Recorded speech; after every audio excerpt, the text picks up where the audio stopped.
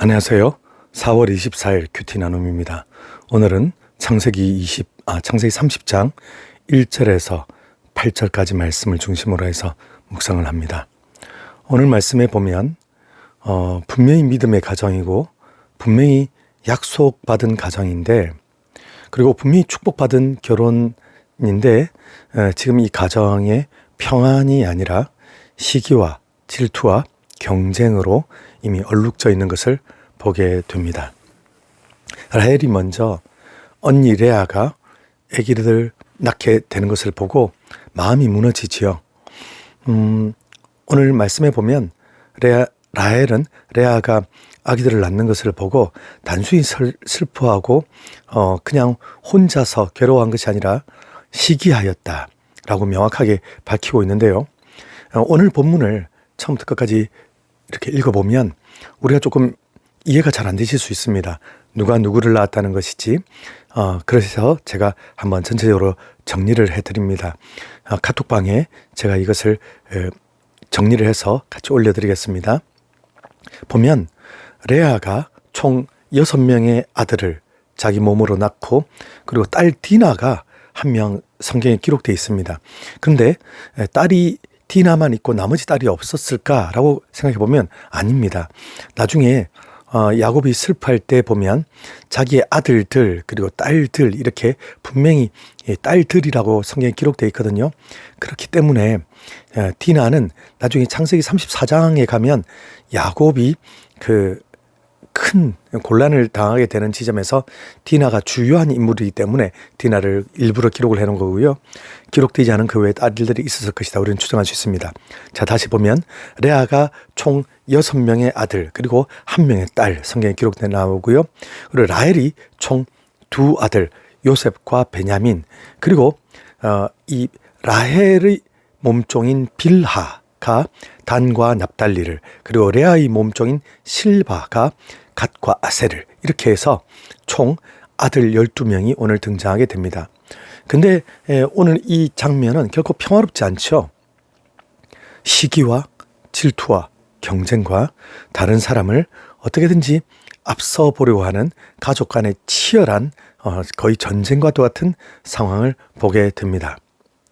라헬은 사실 야곱의 사랑을 충분히 받고 있었고 또 하나님의 놀라운 은혜를 라헬은 받고 있었음에도 불구하고 아들을 낳지 못하는 그 자신의 모습 때문에 야곱에게 나로 자식을 낳게 하라, 그렇지 않으면 내가 죽겠노라, 정말 죽도록 괴롭다라고 하는 것을 그는 밝히게 됩니다.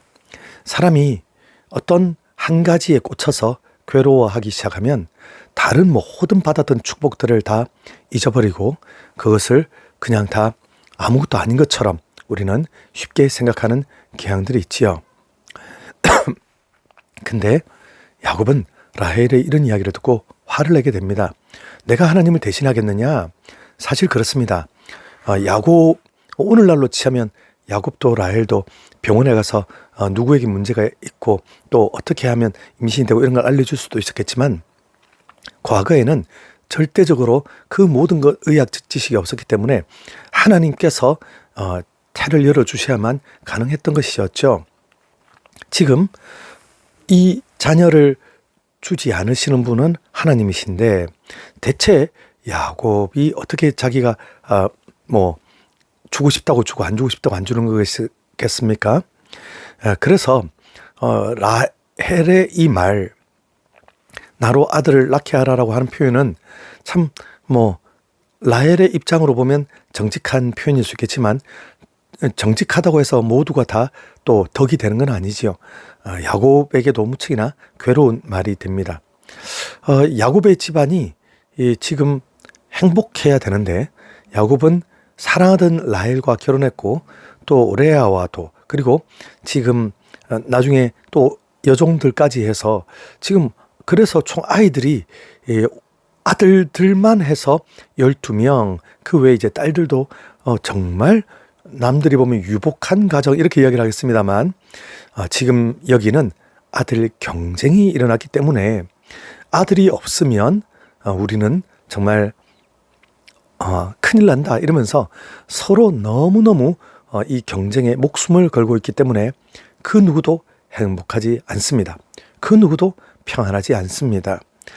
믿음이 없는 집안이라서가 아니고 분명히 믿음은 있는 집안인데 놀랍게도 죄와 상처와 이런 것들로 가득 얼룩져 있는 집안이죠. 그래서 이 사람의 욕망, 또 채워지지 않는 결핍, 비교, 서운한 감정 이런 것들이 집안에 가득 있다 보니까 그 집안 경쟁과 긴장과 서로 미워하는 마음이 가득하게 된 것입니다. 결국 라헬은 빌하라고 하는 첩을 야곱에게 주게 되고 레아는 또 실바라는 첩을 야곱에게 주게 됩니다. 이렇게 첩을 주게 된 이유는 어떻게든 아들 경쟁에서 이기기 위함이죠. 지지 않으려고.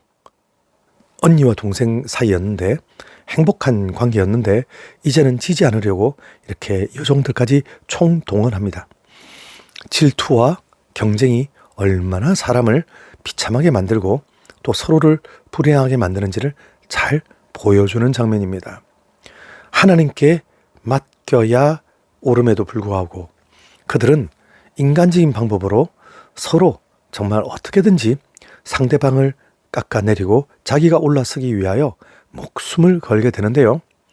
지금 이렇게 누가 이기고 누가 지고의 싸움도 아닌, 누가 승리자고 누가 패배자의 싸움도 아닌, 정말 서로 불안하고 서로 불행하고 서로 더욱더 서로를 받아들이지 못하는 그런 고통스러운 상황만 반복되고 있지요.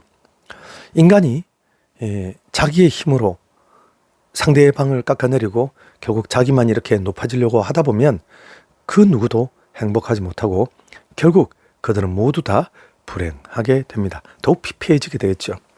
그래서 이런 온갖 가족 간의 긴장과 불안과 싸움 그리고 갈등이 가득한 이런 집안이 어떻게 하나님의 크신 은혜, 크신 복 안에, 하나님의 크신 복 안에 들어올 수가 있는가? 이것이 어떻게 가능한가? 우리는 의문을 품지 않을 수가 없습니다. 그런데 우리 하나님의 백성들의 인생은 모두가 다 비슷한 과정을 거칩니다. 우리 가운데 행복한 가정, 유복한 가정, 아무 문제가 없는 가정에서 자란 사람이 누가 있겠습니까? 다들 각자의 아픔과 어려움과 많은 한계 속에서 하나님을 믿고 또 지금까지 살아왔지요. 그런 우리 모두 한 사람 한 사람, 그러나 하나님께서 선택하시고 위하시고 또 계획을 세워주시면 비로소 우리 인생 가운데 놀라운 일들이 일어나게 되는데요. 이것은 크게 보자면 하나님의 택하심, 하나님의 선택하심 안에 있는 것입니다. 하나님의 선택을 받은 사람은 비록 당장에는 아무도 되는 것 없고 정말 엉망진창인 것처럼 보여도 하나님께서 풍성하신 은혜와 사랑을 우리의 인생 가운데 가득 부어주시는데요. 결국 하나님께서는 우리에게 이 오래 참으심과 자비 속에서 우리를 향한 놀라운 은혜, 놀라운 사랑을 하나씩 하나씩 보여주시게 됩니다. 이렇게 비록 인간의 경쟁, 인간의 다툼으로 말미암아 아이들이 태어나게 되었지만 그러나 이들 인생 각각을 위한 하나님의 계획이 또 있으시겠죠? 네, 하나님의 계획은 이렇게 하여 12지파를 만드시는 것이었습니다. 인간의 마음은 뒤엉켜 있고요. 인간의 동기는 순수하지 않습니다.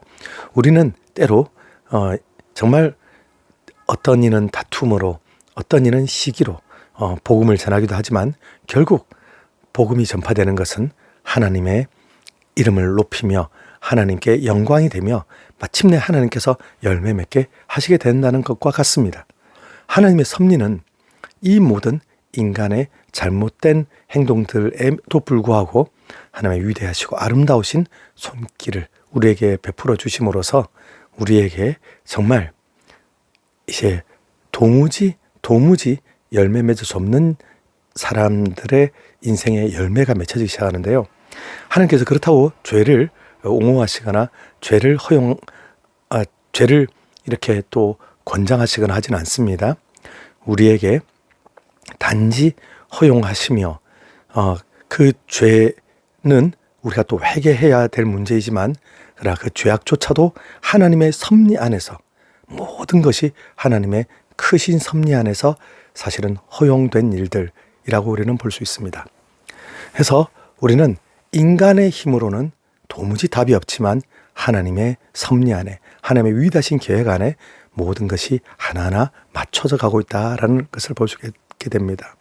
하나님은 우리 인생을 오늘 말씀에 보면 라헬을 생각하신지라, 라헬의 태를 열어주실 때의 표현인데요. 우리 한 명 한 명을 생각하십니다. 우리를 위해 길을 열어주십니다. 우리를 위해 가장 좋은 방법을 찾아주십니다. 이 하나님을 믿고 풍성한 은혜의 삶을 사는 저와 여러분 되시기를 바랍니다.